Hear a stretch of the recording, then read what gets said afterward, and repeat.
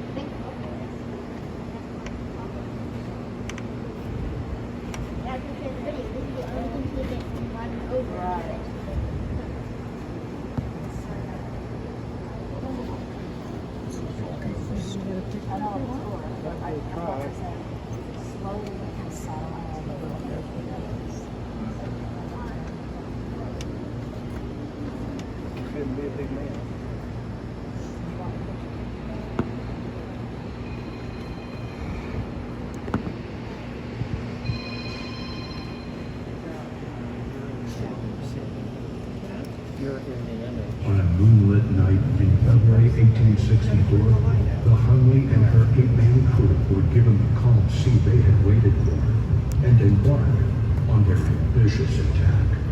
The target was the USS Housatonic, one of the Union's mightiest ships. The Hunley's approach was steady, and by the time they were spotted, it was too late.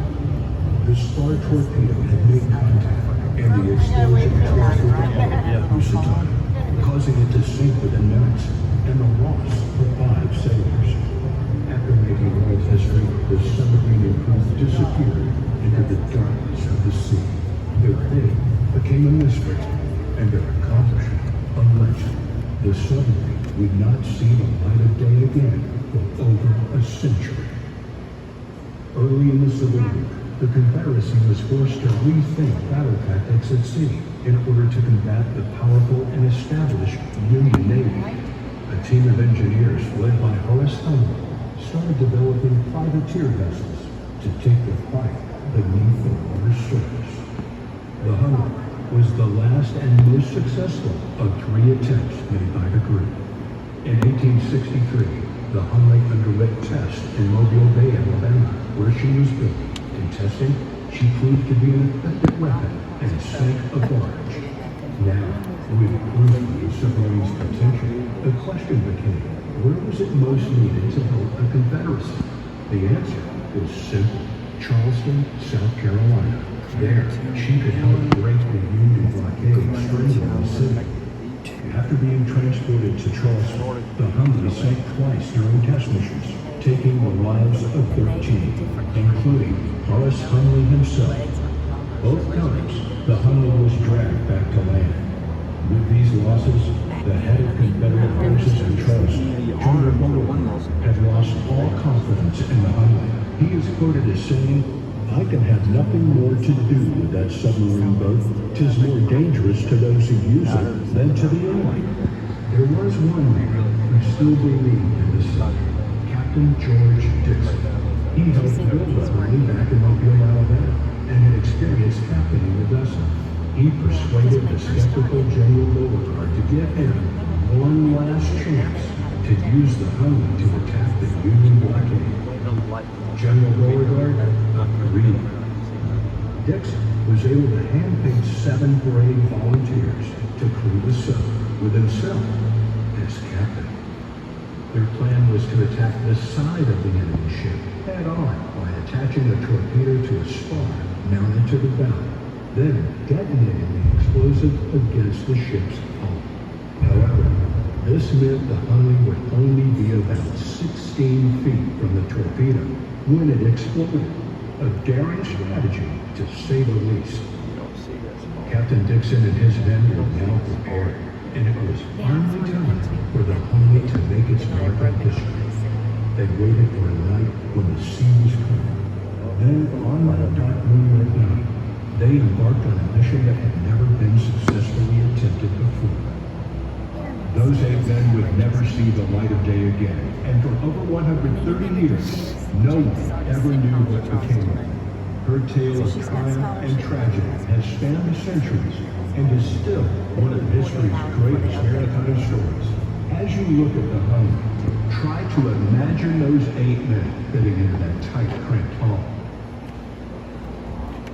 The forward conning tower is to the left, and the aft conning tower is to your right. The hatches at the top of the conning towers will be only way in and out of the submarine.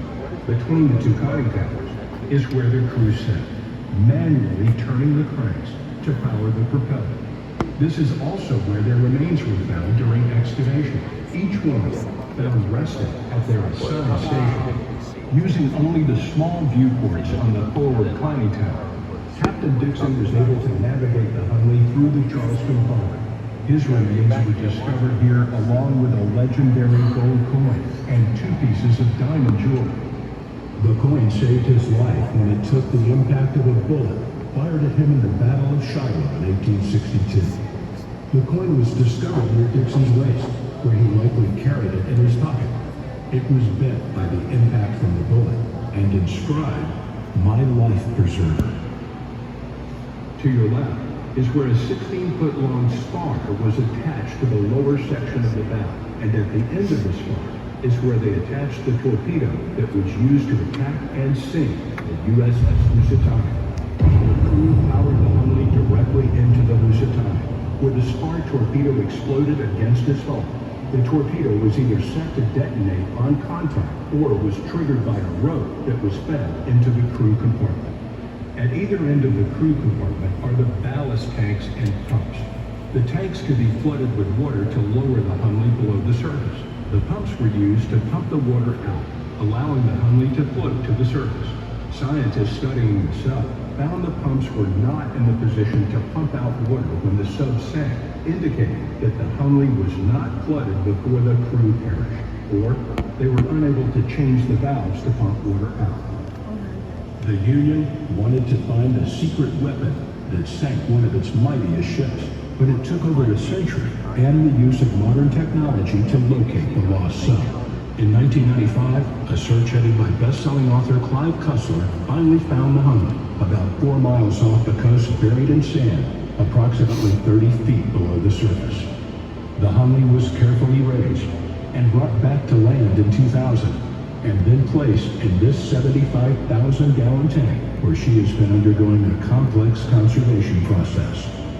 To allow access to the cramped interior of the submarine for excavation, several hull plates were removed. The Hunley proved to be a time capsule, holding historical treasures as well as the remains of the 8 men who were found resting at their assigned stations as if they had just fallen to sleep. In 2004, their remains were laid to rest at Charleston's Magnolia Cemetery with tens of thousands in attendance.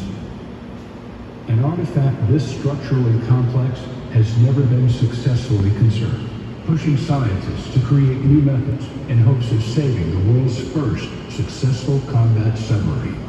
This included carefully removing 1,200 pounds of concretion that was a combination of sand, sediment, and shells that had built up and coated the entire surface of the vessel.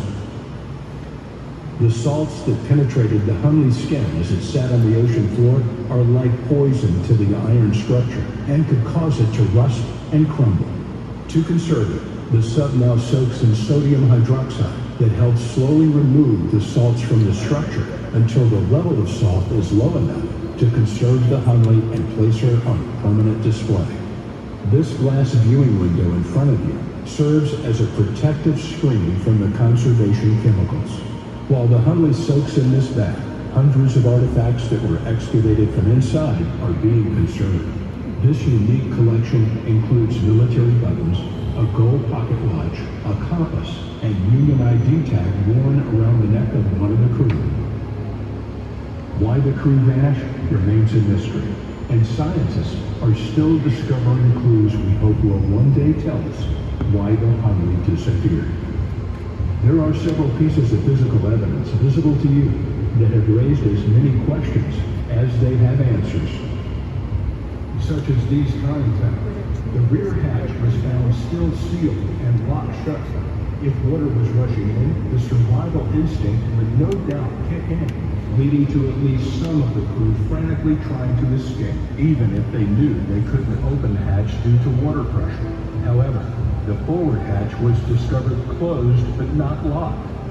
Scientists think it is likely that Captain Dixon left it unlocked to peer out while navigating on the surface, or so he could quickly replenish air into the crew compartment by opening it. In addition, on the forward conning tower, you can see that one viewport is completely missing, and in its place is a grapefruit-sized hole.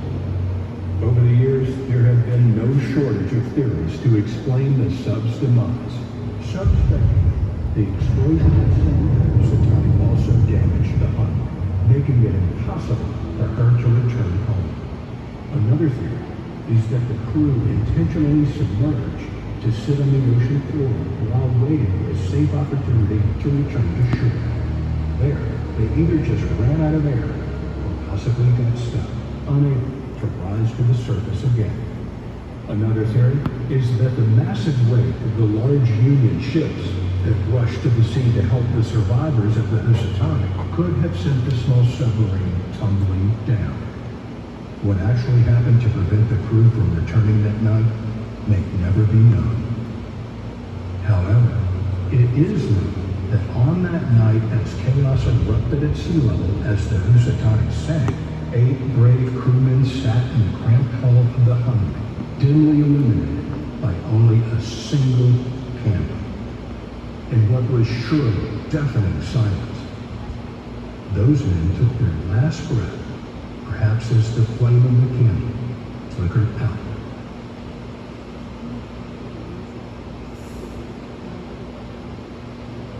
And in that spot, the Hunley and her crew rested for over a century. Thank you for coming to visit this historical artifact. Please exit down the stairs to see Captain Dixon's gold coin and other artifacts. As you tour the facility, feel free to ask our knowledgeable docents any questions. We hope you enjoy your visit.